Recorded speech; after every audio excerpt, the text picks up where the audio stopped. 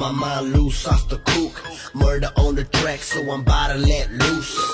Yo, gosh, that evil one, that's the motto. Ever since a youngster, I've been sitting shooting a hollow. See, I'm a banger in my streets. Murder was a case, but never charged, though I killed a beat. Deadly melodies when I quit all my enemies. But y'all don't want it, I'm a rider, catching felonies. Yeah, the devil preach, so the God sound deep. Whispers in my ear. Esto ocurrió en un supermercado muy conocido, en una sucursal de Escobedo, Nuevo León, en el año de 1995. Mi mamá trabajaba ahí cuando estaba embarazada de mí. Estaba en las últimas semanas y pronto entraría en la incapacidad. Ese tiempo tenía un compañero llamado Carlos, un joven de apenas 18 años. Carlos había comenzado en el área de limpieza, pero con esfuerzo y dedicación logró pasar al departamento de mantenimiento. Era un muchacho trabajador, entusiasta, siempre dispuesto a hacer cosas extra. Su motivación era clara, ya que estaba ahorrando para casarse y formar una familia, pues su novia estaba embarazada. El último día antes de su incapacidad, mi mamá bajó las escaleras para dirigirse a casa cuando se encontró con Carlos. Con una sonrisa, él se despidió de ella y le tocó la pancita, felicitándola por su bebé. Le dijo que él también estaba esperando el suyo y que esperaba verla en su boda. Se desearon lo mejor y se separaron con la alegría de quienes comparten un momento de esperanza. Días después, mientras mi mamá descansaba en casa, vio las noticias algo que la dejó helada.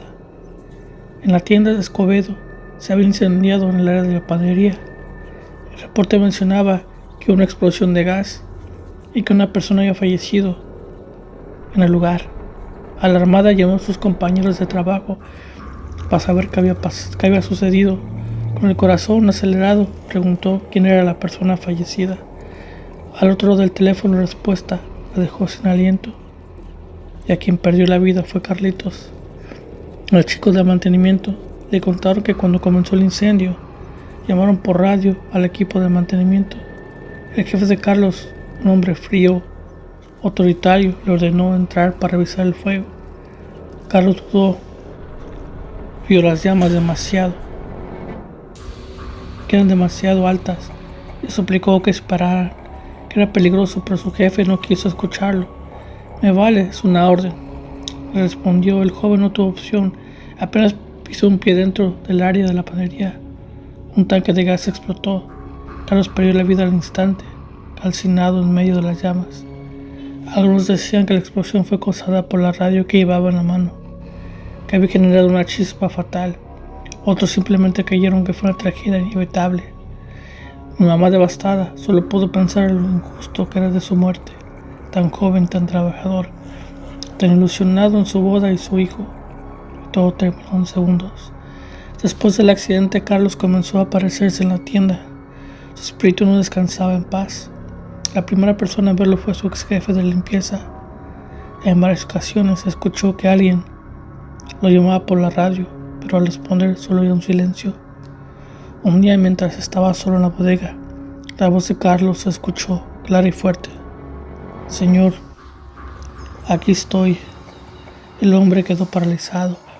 Sintió un frío intenso y la piel se le erizó. Al día siguiente renunció sin dar explicaciones. Otra aparición ocurrió en el turno nocturno. Los empleados estaban cenando en la bodega. Con un joven de mantenimiento se acercó a pedirles un taco. Ofrecieron comida sin pensarlo y le agradeció. Les advirtió sobre algunos peligros en el almacén, aconsejándolos sobre qué evitar para no sufrir accidentes. Más tarde, cuando comentaron con otros compañeros sobre el chico amable que había cenado con ellos, se llevaron una sorpresa aterradora. Aquí no trabaja ningún joven de mantenimiento, les dijeron. Lo único es un señor mayor. Sus rostros palidecieron cuando describieron a aquel muchacho. Su apariencia coincidía exactamente con la de Carlos. Las apariciones continuaron. Una mujer del área de salchichonería también tuvo un encuentro con él. Había una fuga de agua en una de las hileras. De la nada un joven con uniforme de mantenimiento se acercó y le dijo: «Oye, ten cuidado, esa agua es peligrosa. Déjame reportarlo». Ella le agradeció y continuó con su trabajo. Mientras después mi mamá pasó por ahí y notó la fuga. «Voy a reportarla», dijo. «No te preocupes», respondió la mujer. Ya vino el muchacho de mantenimiento y lo hizo. Cuando mi mamá preguntó cómo era, la mujer lo describió con detalle. Era Carlos. El miedo las invadió a darse cuenta de lo que había pasado. Mi mamá nunca lo vio con sus propios ojos, pero muchas veces al entrar a las bodegas sentía su presencia. Escuchaba su respiración, su sombra. Parecía acecharla. Un escalofrío helado le recorrió el cuerpo. La historia de Carlos se volvió por el supermercado, lo oían con frecuencia, advirtiendo sobre peligros, protegiendo a sus compañeros de riesgos. Tantas fueron sus apariciones que decidieron hacerle misas y oraciones. Llamaron a un sacerdote para bendecir el lugar donde falleció. Subieron al sitio del accidente y rezaron con devoción. Pero no fue suficiente. Carlos seguía ahí. La última vez lo vieron fue su manifestación más aterradora. Una chica demostradora salió corriendo de una de las bodegas, desesperada, con el rostro pálido y sin aire. Lloraba y temblaba sin poder articular palabra. Cuando lograron calmarla, contó lo que había visto. Era un joven con uniforme de mantenimiento, pero estaba en llamas. ¿Cómo en llamas?, le preguntaron. Sí, estaba quemado. Levita, no tiene pies. Me miró y me pidió ayuda. Gritaba y se retorcía en el fuego. La joven se desmayó del miedo. Fue su último día en la tienda. Nunca regresó. Mi mamá dejó la empresa tiempo después, pero hasta el día de hoy siguen creyendo que Carlos nunca pudo descansar en paz.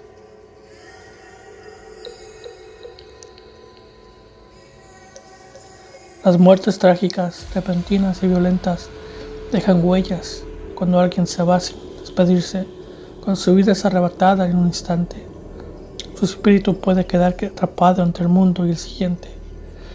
Quizás después de tantos años, Carlos sigue trabajando en la tienda.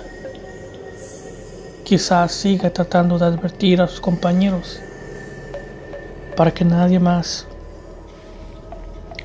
A inicios de los años 70, una enfermera llamada Margarita, quien trabajaba en este hospital, frecuentaba discusiones y peleas con su esposo. Esto debido a que pasaba demasiado tiempo trabajando, por lo que descuidaba a él y a sus dos pequeñas hijas.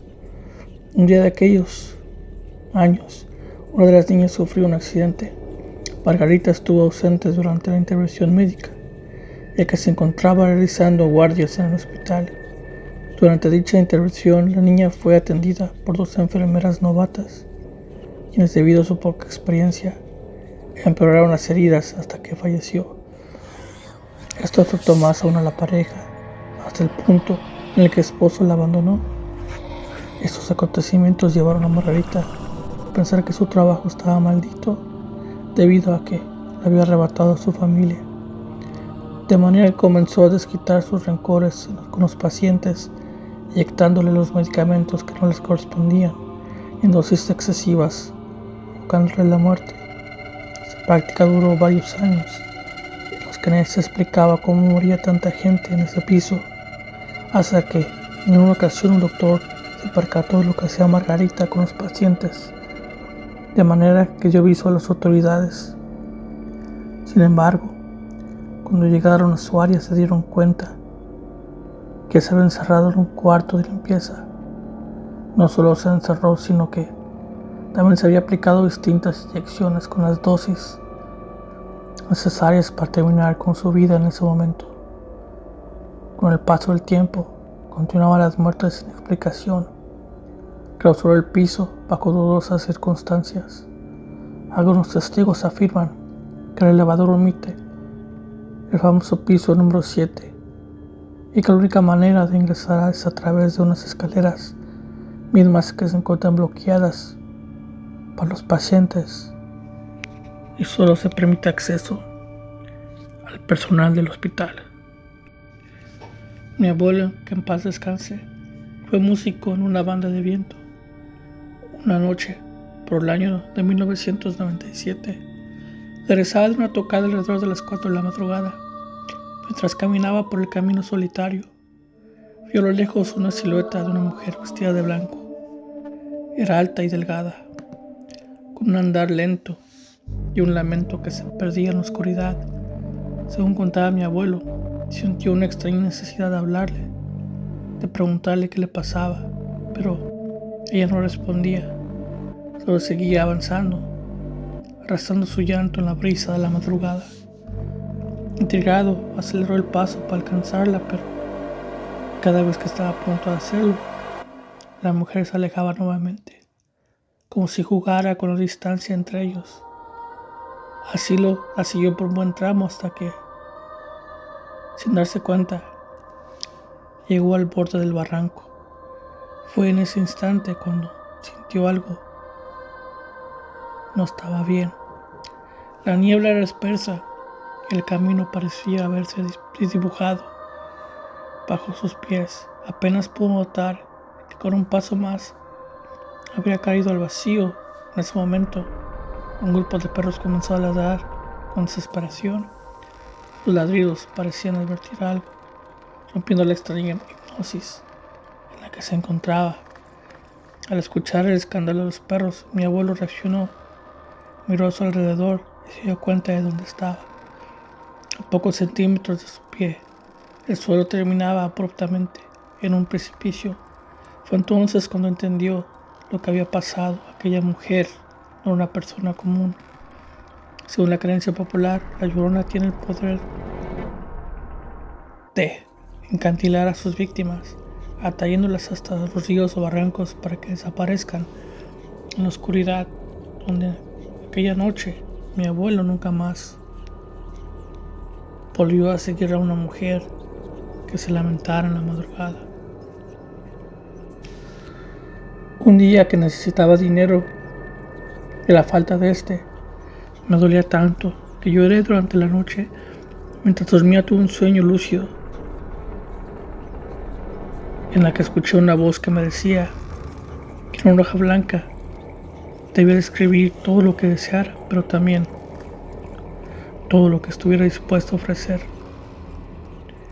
La voz añadió: cuando termines, sube a lo más alto del cerro donde vivo, buscará lo más grande y ahí te estará esperando un hombre, pues según decía, al anochecer no había nadie.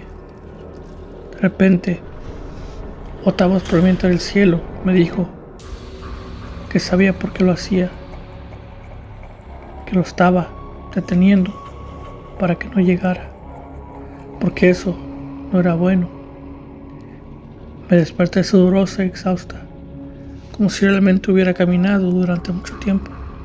Al mirar el reloj, descubrí que no había pasado ni 5 minutos. Al principio no le di la mayor importancia, pero más tarde vi un post que hablaba de personas que habían hecho pactos con el maligno, y una de las historias era idéntica a la mía.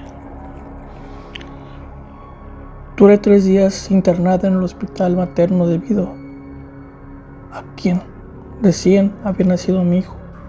La camilla en la que estaba quedaba justo al lado del pasillo, por lo que podía ver claramente quién pasaba. Incluso si fuera de reojo podría identificar que eran siluetas de enfermeras, doctores, los encargados de limpieza, pacientes. Aclaro todo esto porque desde la primera noche una compañera que estaba en la camilla al lado, con la que por cierto estuve hablando durante los 3 días que estuve intervenida, que hizo de esos días algo mucho más llevadero. Nos tocó ver cómo se apagaban las luces del pasillo. No alcanzaba a ver bien, pero pasaba lo que parecían ser sombras en repetidas ocasiones. Ninguno de las dos mencionada porque esto puede ser debido a fallos en el hospital, cansancio por nuestra parte o cualquier otra cosa. Pensé que por una ocasión, siendo la segunda noche que pasaría aproximadamente a las 11, estábamos platicando cuando ambas vimos pasar frente a nuestras camillas lo que parecía una sombra muy tenue, color blanco. Se se desplazó a una velocidad ni lenta ni apresurada, como si tomara su tiempo. El destino de aquella sombra fue el baño, donde entró y ya no la vimos salir. Y en la anterior ocasión ninguna mencionó nada debido a que cada uno tendría sus conclusiones acerca de la luz del pasillo. Esta ocasión era innegable, que las dos habíamos visto lo mismo y de cuál manera ninguna supo qué decir. Pero, sin duda alguna, esa fue la razón por la que esa noche y la siguiente no pudimos dormir. El eco de las paredes vacías. Maya tenía apenas 6 años cuando entendió que las promesas se rompen como el vidrio. Un día, su madre la llevó a un parque alejado de la ciudad. Era verano y el cielo brillaba con una intensidad que lastimaba los ojos.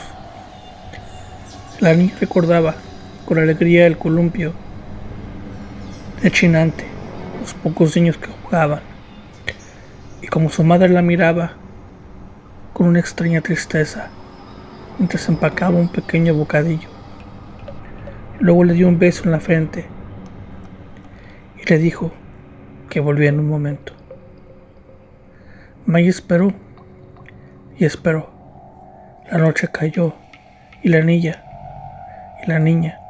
al principio asustada, decidió acurrucarse bajo un árbol.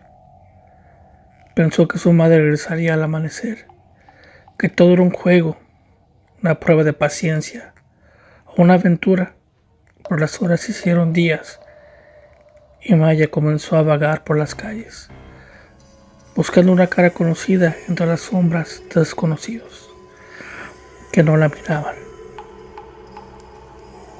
Con el tiempo, el hambre se convirtió en su única compañía y su pequeña figura comenzó a desvanecerse como una flor que nadie cuida. Sus pequeños zapatos rotos dejaban sus pies expuestos al frío del pavimento. Y la ropa, que alguna vez había sido limpia, ahora era solo un trozo de tela que la protegía débilmente. Los días se convirtieron en semanas y Maya se acostumbró a la indiferencia del mundo. Maya se detenía a preguntarle casi a sola por qué dormía bajo los puentes, por qué miraba con anhelo las ventanas iluminadas de casas llenas de vida y calor. Un día, mientras se refugiaba en un edificio abandonado, Maya encontró un muñeco de trapo que alguien la había dejado olvidado. Lo abrazó con fuerza, dándole nombre, hablándole en susurros, contando sus secretos y sus miedos. En ese muñeco ella encontró algo parecido a una familia, un trozo de amor que había desaparecido en el aire frío de la noche en que fue abandonada. Pero el tiempo era cruel y el frío de un invierno cercano se colocaba por cada rincón del edificio. Maya intentaba dormir abrazando su muñeco, esperando que tal vez esa noche una cualquiera, su madre, entrara por la puerta y le diera un abrazo cálido. Sin embargo, la espera solo dejaba más débil, más frágil, como una hoja seca que el viento arrastrara. Una madrugada, cuando el sol apenas comenzaba a asomarse, Maya cerró sus ojos por última vez, aferrada a su muñeco, con una débil sonrisa, como si sus últimos sueños hubiera visto esa imagen de su madre regresando para cumplir la promesa. Y ahí en silencio, el eco de las paredes vacías la abrazó con el único consuelo que quedaba. La niña que nadie quiso recordar se desvaneció en la penumbra, dejando solo el susurro de su historia en el aire frío un lamento eterno que nadie escuchó. Mi abuela siempre nos contaba una historia que helaba la sangre, especialmente cuando el viento soplaba sobre el río y hacía eco en el valle. Nos decía que cuando era niña, una mujer se aparecía en el río. Todas las señoras iban a lavar la ropa. La llamaban la lavandera. Era una joven muy hermosa y de mirada triste, de cabello oscuro y trenzado, siempre vestida de blanco, con una falda larga que arrastraba entre el agua y lodo del río. Esa mujer había sido ultrajada y asesinada ahí mismo en el río. Por eso dicen que su espíritu no hallaba paz. Las señoras del pueblo la habían visto en más de una ocasión, de lejos, siempre lavando la misma prenda, un pedazo de tela manchado de tierra, como si quisiera limpiar las huellas de lo que pasó. Algunas vecinas, al verla, salían despavoridas, dejando la ropa tirada. Era común escuchar gritos y murmullos, pero nadie se quedaba a mirar más de lo necesario. Un día, una niña pequeña que iba con su madre al río vio a aquella mujer. Mi abuela nos dijo que la niña era tan inocente que no tuvo miedo. Miró a la mujer y al ver su tristeza, se acercó a ella. Le preguntó con una voz clara, como solo los niños saben preguntar: ¿por qué lloras? La lavandera alzó la vista y en sus ojos se reflejaba el peso de todo el dolor del mundo. Con un susurro que el viento parecía arrastrar, respondió: quiero descansar.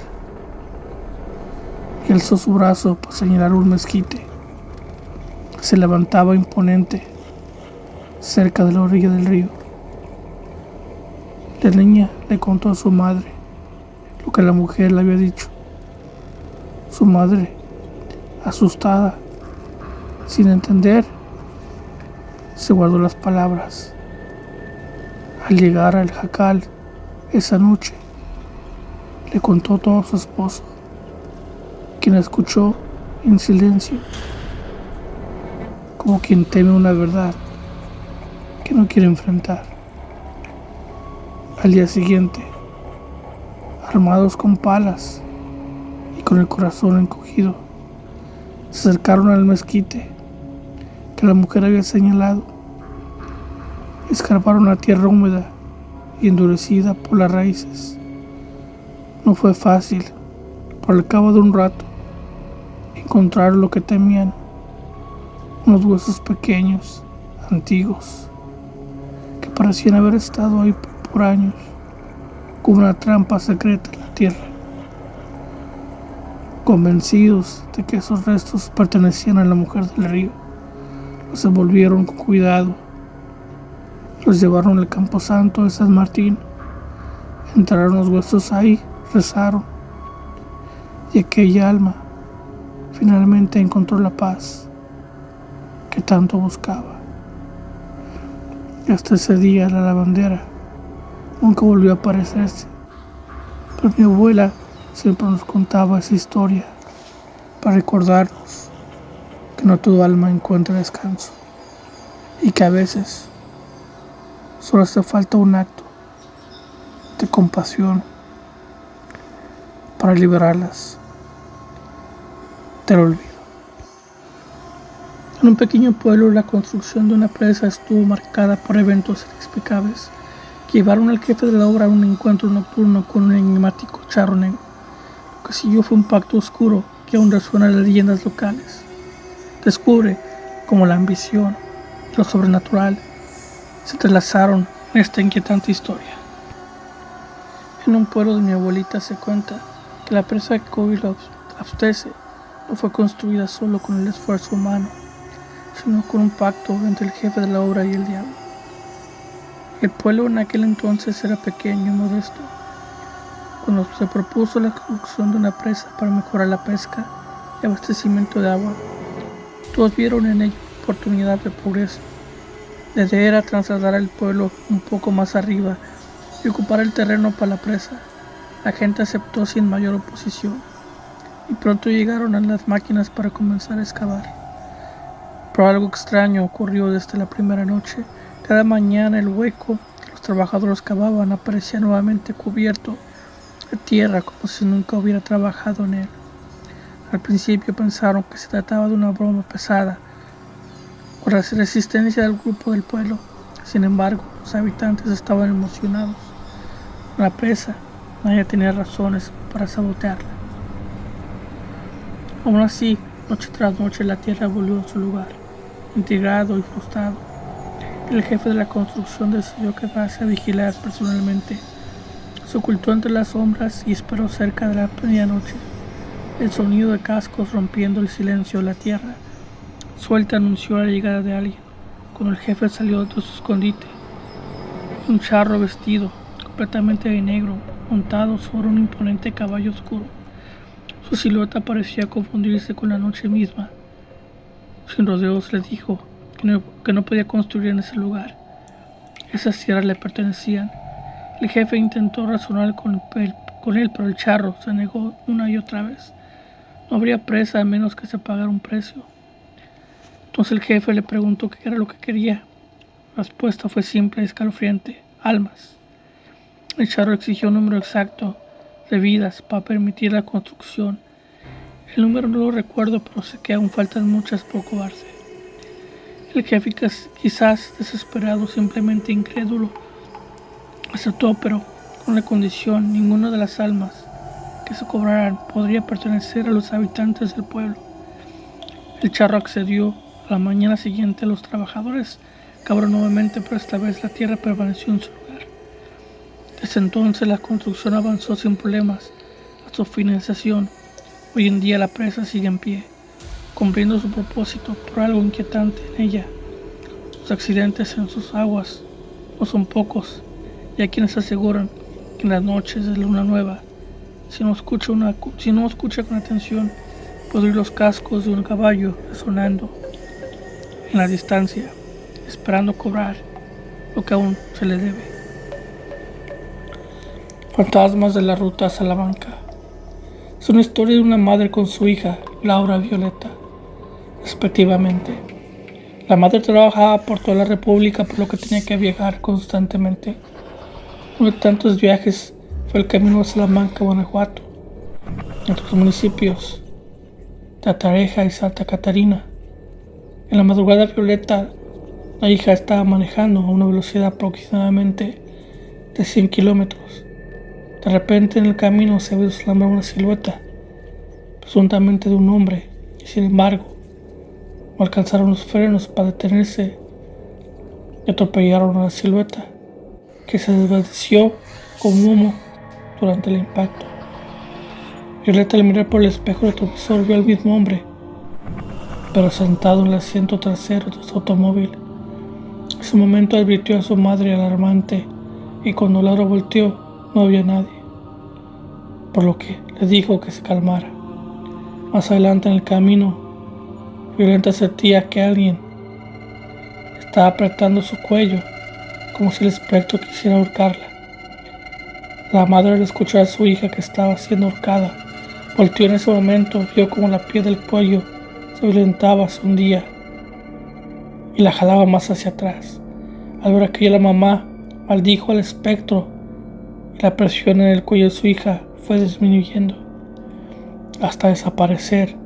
La experiencia fue tan sorprendente que ambas volvieron al sitio de los hechos, pero el día siguiente, para confirmar lo que había sucedido.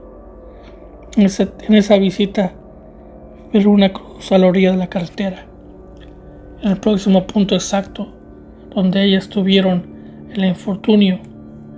y no tuvieron duda que era esa persona muerta quien trató de matarlas. La mujer fantasma de la carretera de México-Toluca. Me llamo Juan y soy trailero. Llevo 20 años manejando por las carreteras de México. He visto muchas cosas extrañas, pero nada como la que vi una noche en la carretera de México-Toluca. Era una noche oscura y fría como ninguna otra. Estaba conduciendo solo y no vi ningún otro coche a la vista. De repente vi algo que me dejó helado. En medio de la carretera había una mujer parada. Vestía un vestido blanco y tenía el pelo largo y negro. Su cara estaba pálida y sus ojos estaban llenos de terror. Me detuve y bajé del camión. Me acerqué a la mujer y le pregunté qué estaba haciendo ahí. La mujer no dijo nada, solo me miró con esos ojos llenos de terror. Sabía que algo andaba mal e intenté levantar a la mujer, pero ella se resistía. Se aferró al suelo con fuerza, como si le costara mucho levantarse. Me esforcé más, pero la mujer no se movió. Finalmente pedí la paciencia y al levantar a la fuerza la mujer gritó de dolor y se agitó en mis brazos.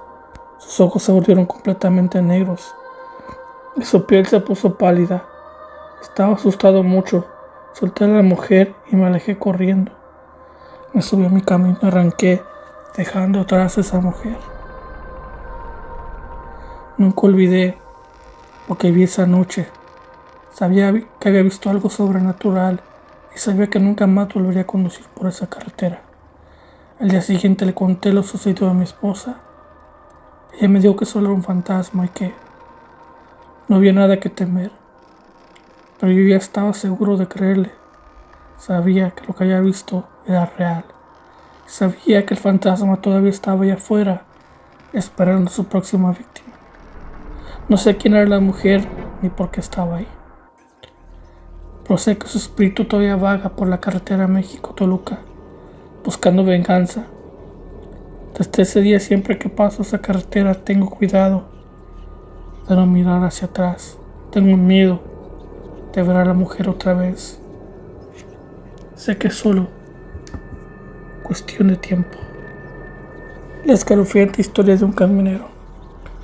No es exagerado decir que los viajeros de carreteras son los mejores testigos. Les faltaría que de primera mano, de los momentos más extraños y irracionales, nos puede brindar este misterioso mundo. Las carreteras se destacan principalmente por ser desoladoras y enigmáticas, y sobre todo de noche, momento del día, se podría decir que es un sinfín de personas que se llevan una desagradable sorpresa al transitar por ellas. Se cuenta que cientos y miles de historias reales y espantosas ocurridas durante estos largos trayectos. Pero en lo que a mi persona respecta, he oído una especial que perturbó mi mente por varios y largos días. Una tarde-noche del año 2015, en plena estación de invierno, un camionero apodado el Trailero Loco, de procedencia boliviana, transcurría por la Ruta 9 de Argentina, con destino a la provincia de Santa Fe. Por cierto, sus colegas le decían, así en sentido sarcástico, porque don Manuel Díaz, como era su nombre de pila, resultaba ser todo un contrario a lo que se le podía describir como alguien demente. Rara vez se metía en problemas con otras personas y en el mayor de los casos se limitaba a entablar largas conversaciones con los demás, sea de lo que fuere. Don Manuel lleva un tráiler con eje simple y acoplado, 50 estufas eléctricas que había cargado el día anterior en un depósito boliviano de electrónica en La Paz. Y dicho sea de paso, que esta no era la primera vez que realizaba un viaje de tal envergadura. Lo había hecho al menos unas 20 veces, si es que no eran más. Conocía perfectamente el camino. Sin embargo, antes de que nada, cabe aclarar que en tiempos pasados el afortunado hombre nunca había sufrido durante su turno laboral mucho menos a lo largo de sus 40 años de vida. Algo parecido a lo que le aconteció aquella tenue tarde, más noche que tarde. Al transitar por la carretera nacional número 9, a aproximadamente 2 horas y media de pisar suelo santafesino, don Manuel dio a unos cientos metros de distancia a un coche aparcado imprudentemente a la orilla de la ruta. Era un sedán negro sin patente y 2 de sus 4 ruedas aún seguían metidas en la carretera. Esa noche casi no había tráfico, de tal manera que él se topaba con otros vehículos cada media hora o más. Quizás si don Manuel tendría que elegir un día para sufrir una desaventura parecida, probablemente no hubiese elegido un día como ese. Más temprano que tarde, le apretó el pedal de freno con mesura para evitar malgastar las llantas del camión y también para adelantar prudentemente a aquel automóvil que obstaculizaba una buena parte de su carril. Fue entonces, en ese preciso instante, cuando vislumbró entre la oscuridad y las luces de su Scania S de 550 caballos de fuerza al sedán con el cubremotor destapado, y unos 3 metros más adelante una mujer rubia, desamparada en el suelo, como si fuera un pedazo viejo de cartón arrastrado por el viento. Al notar aquel desorden a un lado del frío y destoriado asfalto, don Manuel caviló la más que factible posibilidad de que esa pobre dama había sufrido un terrible accidente. Parecía obvio, y la verdad, que sintió un poco de pena por ella. Además de la desmesura obligación de aparcarse en un costado para auxiliarla, si bien esa buena intención quedaría solo en eso, un simple y natural movimiento bueno del corazón, dado que sus colegas tienen estricta norma por parte de la empresa de no presionar el freno en situaciones así, para que la mercancía no corriera ningún tipo de peligro.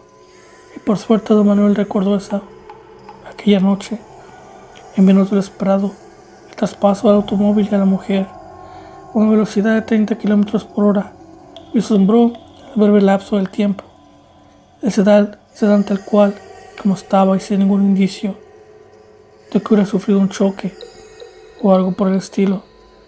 Sea como sea, a pocos segundos a don Manuel ya no le quedaría más tiempo para reflexionar sobre aquel desagradable acontecimiento, gracias a una lúgubre escena que vería a continuación.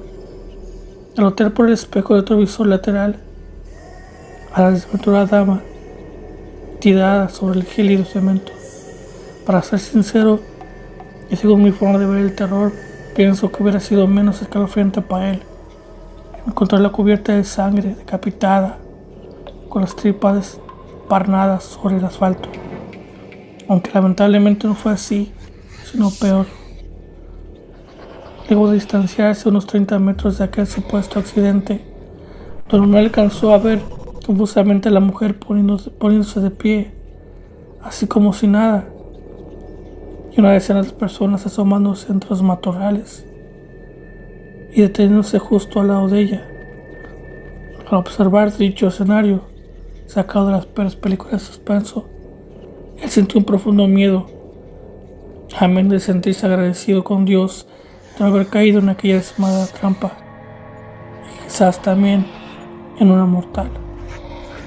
Para don Manuel estaba clarísimo lo que le podrían haber hecho en caso de que se hubiera detenido a cumplir con el rol de buen samaritano.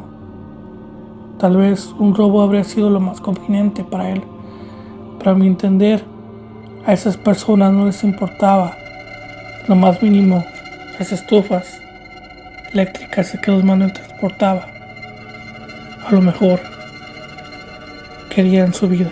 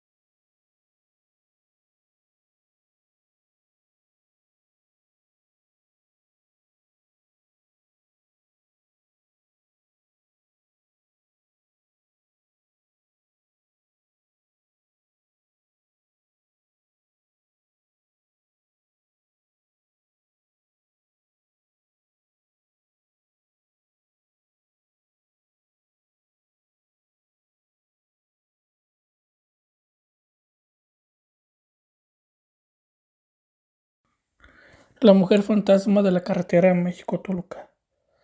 Me llamo Juan y soy trailero. Llevo 20 años manejando por las carreteras de México. He visto muchas cosas extrañas, pero nada como la que vi una noche en la carretera de México-Toluca. Era una noche oscura y fría como ninguna otra. Estaba conduciendo solo y no había ningún otro coche a la vista. De repente vi algo que me dejó helado. En medio de la carretera había una mujer parada. Vestía un vestido blanco y tenía el pelo largo y negro.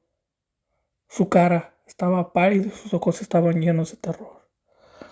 Me detuve y bajé del camión. Me acerqué a la mujer y le pregunté qué estaba haciendo ahí. La mujer no dijo nada, solo me miró con esos ojos llenos de terror. Sabía que algo andaba mal e intenté levantar a la mujer, pero ella se resistía. Se aferró al suelo con fuerza, como si le costara mucho levantarse. Me esforcé más, pero la mujer no se movió. Finalmente pedí la paciencia y al levantar a la fuerza la mujer gritó de dolor y se agitó en mis brazos. Sus ojos se volvieron completamente negros y su piel se puso pálida. Estaba asustado mucho. Solté a la mujer y me alejé corriendo. Me subí a mi camino y arranqué, dejando atrás a esa mujer. Nunca olvidé lo que vi esa noche. Sabía que había visto algo sobrenatural y sabía que nunca más volvería a conducir por esa carretera. Al día siguiente le conté lo sucedido a mi esposa. Ella me dijo que solo era un fantasma y que no había nada que temer. Pero yo ya estaba seguro de creerle. Sabía que lo que había visto era real. Sabía que el fantasma todavía estaba allá afuera, esperando a su próxima víctima. No sé quién era la mujer ni por qué estaba ahí. Pero sé que su espíritu todavía vaga por la carretera México-Toluca, buscando venganza. Desde ese día, siempre que paso esa carretera, tengo cuidado de no mirar hacia atrás. Tengo miedo de ver a la mujer otra vez. Sé que es solo cuestión de tiempo.